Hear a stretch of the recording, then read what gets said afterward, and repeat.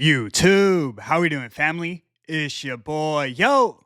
And this is another episode of the Ballpark Show. I go through every MLB game every day and try and narrow it down to the plays that I personally see the most value in. Today's Friday, July 25th. I have 3 games and 3 props at the end, so stick around. I do this every day for free, so please leave a like, subscribe to the channel, and let me know your favorite game in the comment section below. Without further ado, let me get into today's recap. Recapping yesterday, we dropped our highlighted play of the day. We took the Oakland Athletics and Houston Astros over 8.5 runs. Overall, it was a tough day for me, but this was the icing on the cake. Final score was 5-2 Athletics with 18 hits from both sides. They went a combined 2 for 16 with runners in scoring position. We should have gone way over, but that's how the dice roll sometimes. All we can do is get back in that win column today. Let's get after it. Without further ado, let me get into today's games.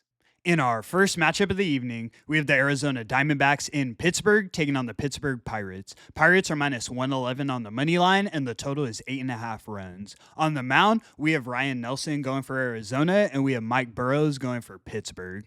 This is a pretty misleading pitching matchup. Nelson has the lower ERA on paper, but looking at the expected numbers, Burrows should improve as the season goes on. For Nelson, the walks are starting to pile up, and batters are getting that hard contact off of him.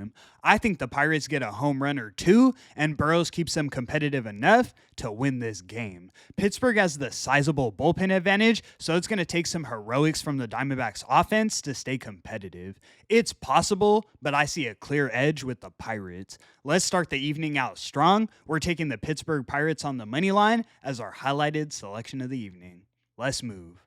In our next matchup, we have the Philadelphia Phillies in New York taking on the New York Yankees. Yankees are minus 158 on the money line, and the total is 10 runs. On the mound, we have Taijuan Walker going for Philly, and we have Will Warren going for New York. This is a decent pitching matchup on paper, but this Yankees lineup has really good head-to-head numbers against Walker. Basically, everyone's batting above a 300. In the last 30 days, the Yankees offense is top 5 in the league, and the Phillies haven't even cracked the top 10. New York has the bullpen advantage, and in Yankee Stadium, I think they beat up on the Phillies. We're taking the Yankees laying the 1.5 runs. You can find it for plus 125 odds as our next selection. Let's move. In our last and final matchup, we have the New York Mets in San Francisco taking on the San Francisco Giants. Giants are minus 142 on the money line, and the total is 7.5 runs. On the mound, we have Clay Holmes going for New York, and we have Logan Webb going for SF. On paper, this is a decent pitching matchup, but the expected numbers tell a different story. Logan Webb should continue to be dominant. He has a 3.49 expected ERA. Clay Holmes, on the other hand, is expected to regress. He has a 4.23 expected ERA, and when I look further, he's giving up a ton of hard contact. With an ace like Webb on the mound, I think the Giants can capitalize on their matchup against Clay Holmes and win this game. I do think we see a lower scoring affair, but we're taking the Giants on the money line as our last and final selection.